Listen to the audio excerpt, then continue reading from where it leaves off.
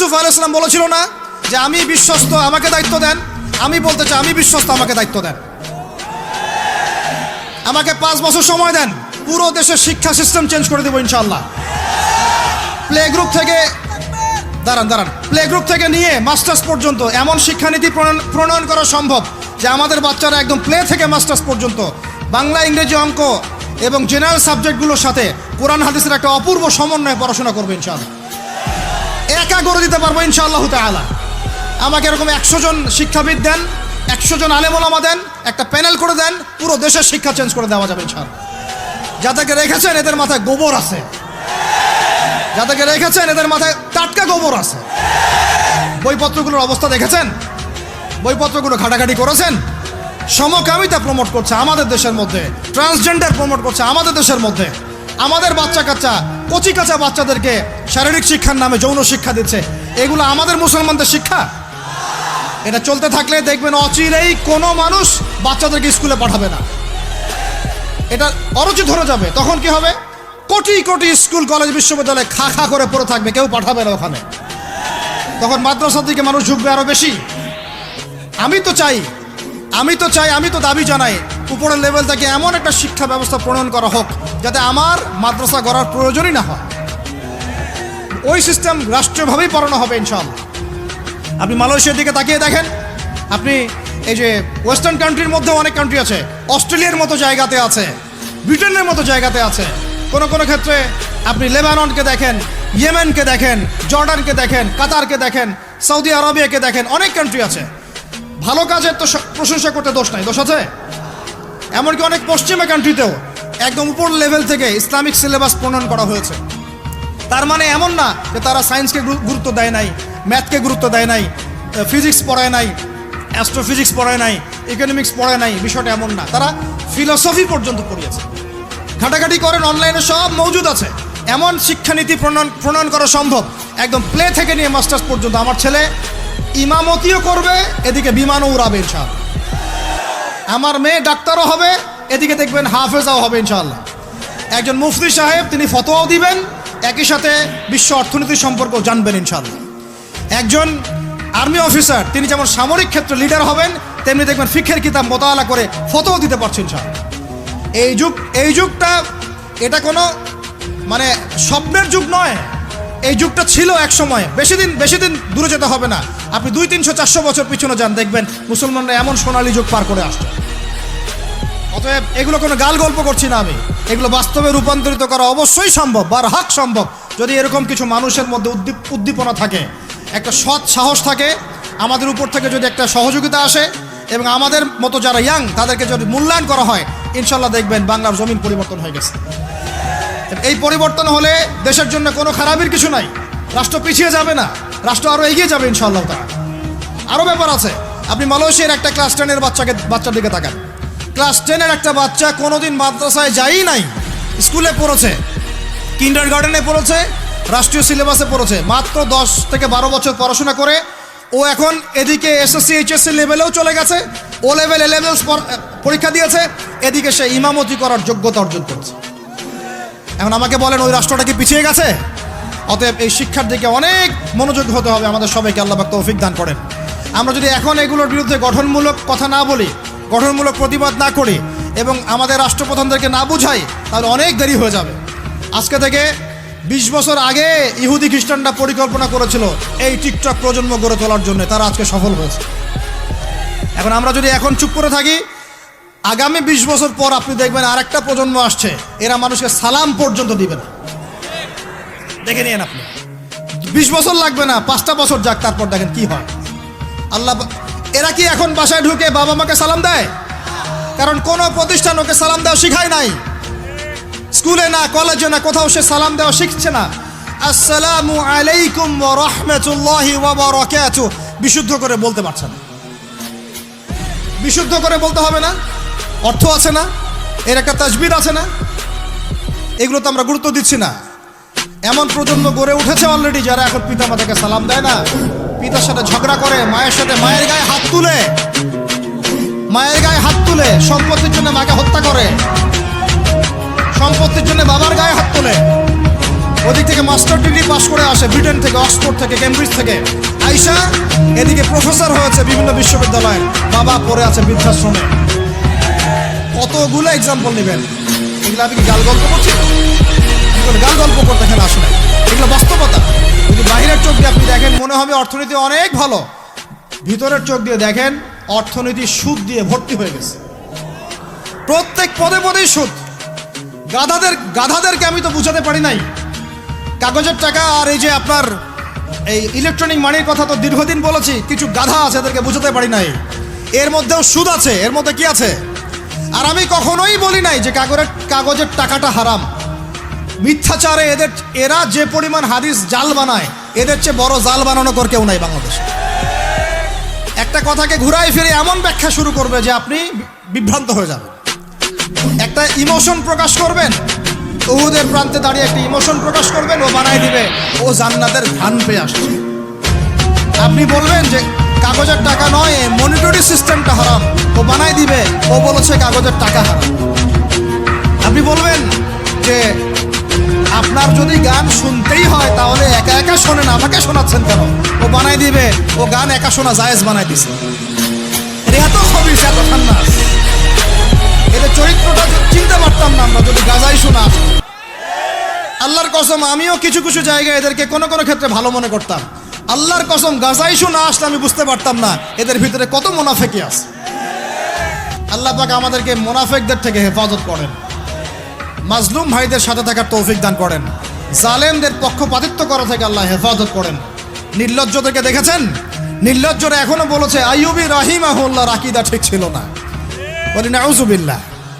আর আইয়ুবী রাহিমাহুল্লাহ যে ঘোড়ায় চড়ে জিহাদ করেছেন, ওই ঘোড়ার খুরের নিচে যে পরিমাণ মাটি ছিল, তোমার মতো হাজারটা মাতখালিকে ওই জায়গায় নিয়ে গেলেও তার সমপরিমাণ হবে না কখনো ইনশাআল্লাহ। আইয়ুবী রাহিমাহুল্লাহ যে তরোয়াল দিয়ে যুদ্ধ করেছেন, ওর এক ফোঁটা রক্তের দাম তোমাকে বিক্রি করলে হবে না ইনশাআল্লাহ। তুমি তার আকীদা নিয়ে প্রশ্ন তোলো, নির্লজ্জ কোথাকার। একজন বলেছে ফিলিস্তিনিরা মাইর খাবে না কেন? ইহুদিদের সাথে থাকতে থাকতে নাকি ওদের মতোই হয়ে গেছে। নাউযুবিল্লাহ, আল্লাহ মাফ করেন, আল্লাহ হেফাজত করেন। একজন বলেছে যে হামাস ইহুদিদেরই হাতে তৈরি করা, বিচ্ছিন্ন হয়ে নাকি সন্ত্রাসী কর্মকাণ্ড করছে। বলার ভাষা নাই, আমি বলতে বলতে ক্লান্ত হয়ে গেছি, আর বলতে চাই না। বলার আমার রুচিও করে না, আর ভাষাও নেই। তবে এতটুকু আপনাদেরকে আমি আশ্বস্ত করতে চাই, ইনশাআল্লাহ তাআলা বাংলাদেশের হকপন্থী ওলামায়ে কেরামদের যে জামা আছে, কওমি ঘরানার ওলামায়ে কেরামদের যে হকপন্থী ওলামায়ে কেরামদের জামা আছে, প্রত্যেক বই, প্রত্যেক মেম্বার, প্রত্যেক আলোচনায় তারা আল আকসা ইস্যুটাকে জীবিত রাখবে ইনশাআল্লাহ। এটাকে আমরা জীবিত রাখবো ইনশাআল্লাহ। ওরা এটাকে ভুলিয়ে দিতে চাচ্ছে, এই জন্য নতুন নতুন ইস্যু তৈরি করার চেষ্টা করছে। খবরদার, আপনারা এই ইস্যুতে পা দিবেন না। আপনাদেরকে ভিতরে চোখ খুলতে হবে এবং মূল গন্তব্য চিনতে হবে। আল্লাহ রাব্বুল আলামিন আমাদের সবাইকে ভিতরে চোখ দিয়ে এই বিশ্বকে দেখার তৌফিক দান করেন। বিশ্ব অর্থনীতিকে দেখবেন, ভিতরে চোখ দিয়ে দেখবেন। ইলেকট্রনিক মানির মধ্যেও সুদ আছে, কাগজের টাকার ভিতরেও সুদ ঢুকেছে। সামনে আসবে বিটকয়েন্স, যেটা অলরেডি চলে আসছে। আরেকটা আসবে, সেটা হলো ক্যাশলেস সোসাইটি। কি বললাম বলেন? বলদ বলবে যে ভবিষ্যৎবাণী করে গেল, আহলুল বলদ ওয়াল কিরদা, আহলুল হিমার ওয়াল কিরদা। তো এরা ভবিষ্যৎবাণী করে গেল। আরে বর্তমান সম্পর্কে তুমি খবর রাখো না বলেই তো বর্তমানকে ভবিষ্যৎ মনে হয় তোমার। এটা বহু কান্ট্রিতে অলরেডি চালু হয়ে গেছে। এই যে আমাদের অনেক ভাই ব্যবসা করে, তারা চায়না যায়, কোরিয়া যায়, উত্তর কোরিয়া, দক্ষিণ কোরিয়া যায়। ওরা দেখে আসতেছে চায়না চালু করে ফেলছে অলরেডি। ক্যাশলেস সোসাইটি মানে হচ্ছে আপনি আপনার মুদ্রাকে সংরক্ষণ করতে পারবেন না। আপনি দেখলেন খিদির আলাইহিস সালাম দেয়াল নির্মাণ করলেন, দেয়ালের নিচে কি ছিল? খাজানা ছিল। তাহলে দেয়ালের নিচে খাজানা তিনি সংরক্ষণ করলেন কেন? এতিম বালকরা যেন বড় হয়ে সেটা নিতে পারে। তাহলে আপনি চিন্তা করেন, ওই মুদ্রাটা কি ছিল? ইলেকট্রনিক মানি ছিল, যেটা তিনি সংরক্ষণ করলেন। ওই মুদ্রাটা কি কাগজের মুদ্রা ছিল, যেটা তিনি সংরক্ষণ করলেন?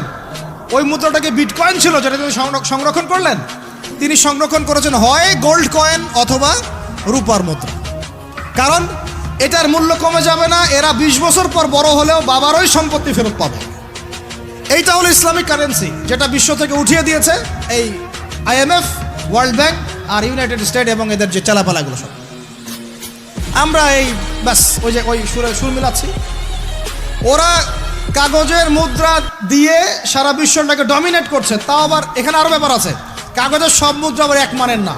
একগুলো হচ্ছে হার্ড কারেন্সি, মানে শক্তিশালী কারেন্সি, একগুলো সফট কারেন্সি, মানে নরম কারেন্সি। বাংলাদেশের টাকা কোন কারেন্সি, হার্ড না সফট? এতটুকু তো জানেন। হার্ড কারেন্সি কি? মার্কিন ডলার, মানে মগের মূল্য। একটা কথা হচ্ছে না, মগের মূল্য। মগ কারা জানেন?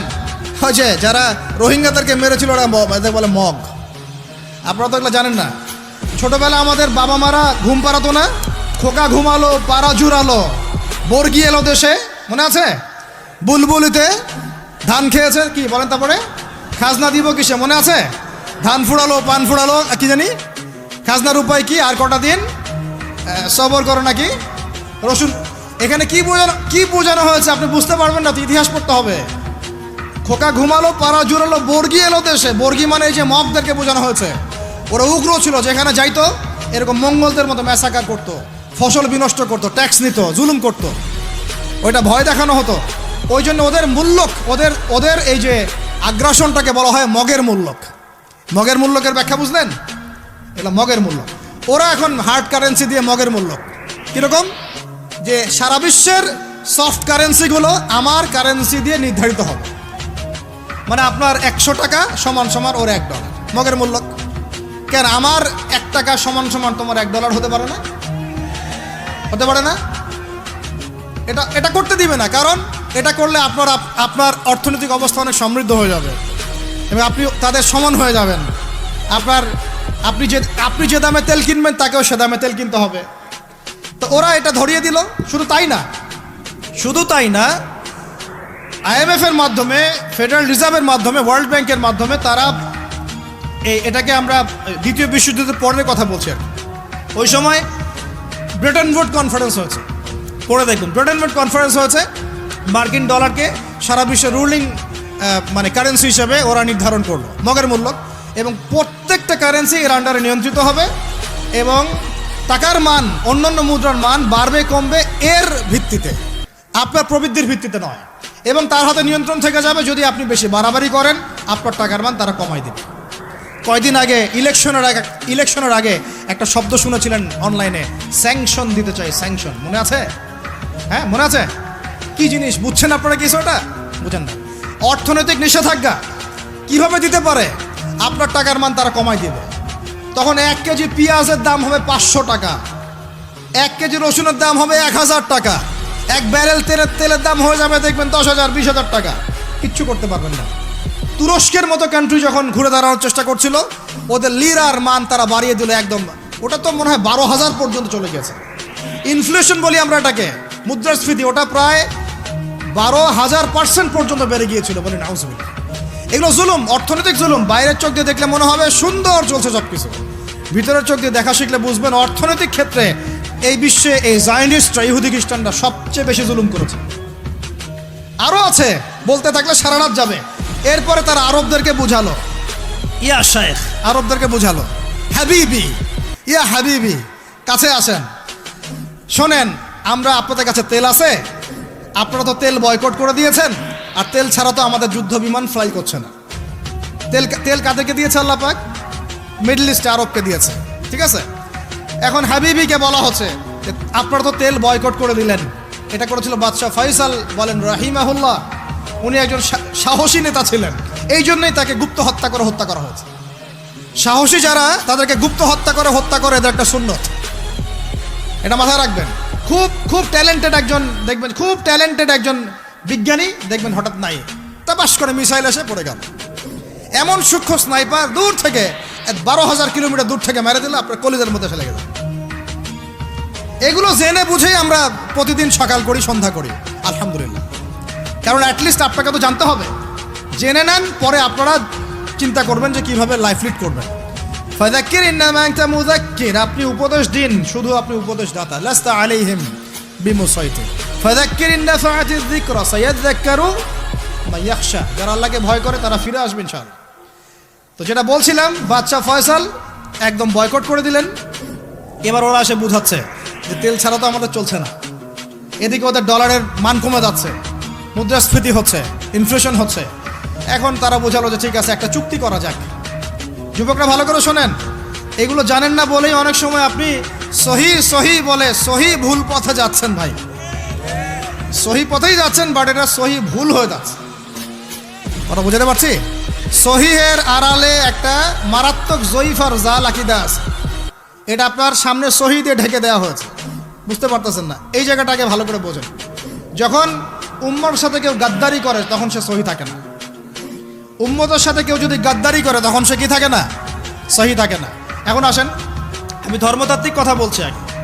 এখানে বাচ্চা ফয়সাল তাকে কনভিন্স করা হলো, ঠিক আছে আমরা তেল কিনবো, আপনাদের কাছ থেকে কিনবো, আপনাদের গলফ কান্ট্রি যেগুলো আছে এদের কাছ থেকে কিনবো, তবে একটা শর্ত, আপনারা তেল বিক্রি করবেন শুধু মার্কিন ডলারে, অন্য কোনো কারেন্সিতে তেল বিক্রি করতে পারবেন না। বলেন নাউজুবিল্লাহ। আপনি বাংলাদেশ গভর্নমেন্ট যদি গিয়ে এক ব্রিফকেসের মধ্যে 1 কোটি টাকা নিয়ে যায়, বুঝেন কথা, বুঝতে পারতেছেন? 1 কোটি টাকা আমাদের টাকা নিয়ে গিয়ে যদি বলে শেখ হাবিবি আমাকে তেল দাও, ওরা বলবে তেল দিতে পারবো না, খালাস, কুল্লু খালাস, এখান থেকে বের হও। কথা বুঝতে পারেন নাই? 1 কোটি কি দিবেন? টাকা, তেল দিবে না। লিখে নেন, দিবেন। কিন্তু সেই 1 কোটি টাকাকে যদি আপনি ডলারে কনভার্ট করেন, ওটাকে ডলার দিয়ে কনভার্ট করেন, করে যদি বলেন হাবিবি তেল, তখন বলবে যে আসো দাঁড়িয়ে তেল নিয়ে যাও, খালাস, কুল্লু খালাস। এটা বুঝতে পারছেন? তেল বিক্রি করব শুধুমাত্র ডলার দিয়ে, ডলার ছাড়া অন্য কোনো কারেন্সিতে তেল বিক্রি করতে পারবো না। এইটা পশ্চিমারা আরবদের সাথে একটা সন্ধি করলো আর কি, চুক্তি করলো। এই চুক্তির নাম হলো পেট্রো ডলার মনিটরি সিস্টেম। বুঝতে পারলাম? Petro dollar monetary system. এর বদৌলতে আরবের মরুভূমি হয়ে গেল এখন একদম অট্টালিকার প্রাসাদ। বোঝা যায়? মরুভূমিগুলো হয়ে গেল কি অট্টালিকার প্রাসাদ, আর বাকি পুরো মুসলিম উম্মার উপর দেখেন কি দুরবস্থা নেমে আসছে। শুধু তাই না, ওই ডলার হলো একদম লিডার, কারেন্সির লিডার। এখন ওই ডলার তেলের মান নির্ধারণ করবে, আপনি টাকা দিয়ে করতে পারবেন। সারা বিশ্বের সবচেয়ে বড় অর্থনৈতিক জুলুম হচ্ছে এই পেট্রো ডলার মনিটরি সিস্টেম। এর চেয়ে বড় কোনো জুলুম হয়নি অর্থনৈতিক জীবন। এখন অনেক ওলামায়ে কেরাম আছেন আপনারা এখানে, আমি জানি উপস্থিত, আপনারা একটু ফিকহের কিতাবগুলো মোতালা করে আমাদেরকে একটা ফতোয়া দিয়েন যে এইরকম মনিটরি সিস্টেম প্রণয়ন করা জায়েজ না না জায়েজ। এটা আপনারা ফতোয়া দিয়েন, আমি ফতোয়া দিতে পারবো। আমি অর্থনৈতিক ভাষায় বলতেছি যে এই মনিটরি সিস্টেমটা পুরো বিশ্বে জুলুম নিয়ে আসছে। এখন আদতে, এখন শোনেন এই অংশটুকু শোনেন, তারপরে আমি শেষের দিকে চলে আসতেছি। আদতে এতে পশ্চিমাদের লাভ কি হয়েছে শোনেন। আমার কাছে এই যে ডলার, এটা আমি ছাপাই আমার দেশে, আমার কারখানায়। আমার খরচ হচ্ছে কাগজ, আমার খরচ হচ্ছে মেশিন, আমার খরচ হচ্ছে কালি। বোঝা যায়? বোঝা যাচ্ছে? আচ্ছা, এখন সেটা আমি বানালাম, ছাপালাম, গিয়ে আমি আরবকে দিলাম, তেল দাও।